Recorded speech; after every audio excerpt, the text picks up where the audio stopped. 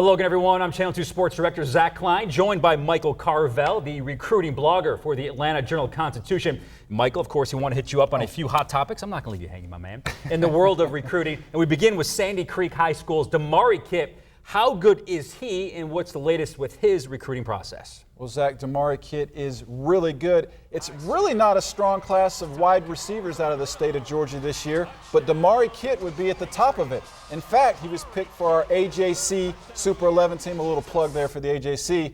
Kitt committed to Georgia as a sophomore, reopened it last year because he felt he committed too early, and now he's pledged to Clemson.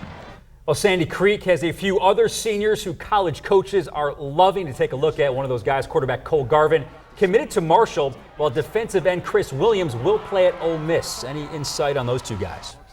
Well, Zach, I heard one college scout say that Cole Garvin is a shorter version of Aaron Murray as a quarterback out of high school. Not Aaron Murray now at Georgia, but when he was out of high school. And he's a coach's kid. Cole is committed to Marshall, like you said, but I wouldn't be surprised to see a few bigger schools try to steal him away as a senior if he has a monster year, which he could do.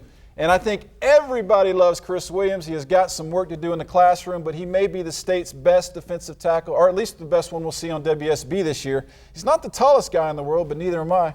But he has an explosive first step, and it's almost impossible for one offensive lineman to block. If you see two or three kids chasing a kid around the field the whole game, it's probably Chris Williams somewhere in there. All right, now let's shift, Michael, to a couple other topics. Lorenzo Carter, the big. This guy is strong. Defensive end out of Norcross High School. All the recruiting services absolutely loved him. They listed him as the state's #1 prospect.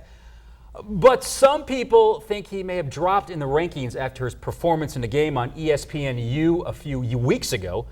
You buying that? Or you still think he's at the top of the class? Oh, man, Lorenzo Carter, I think, is the real deal. He's worth all the hype. I think people need to remember that recruiting is mostly about potential, not production. In other words, it's not what you can do right now as a high school player, but what you may develop into a few years down the road in college. And Lorenzo Carter's potential is off the charts. He's a freakish athlete. Lorenzo Carter also may be the state's biggest recruiting mystery.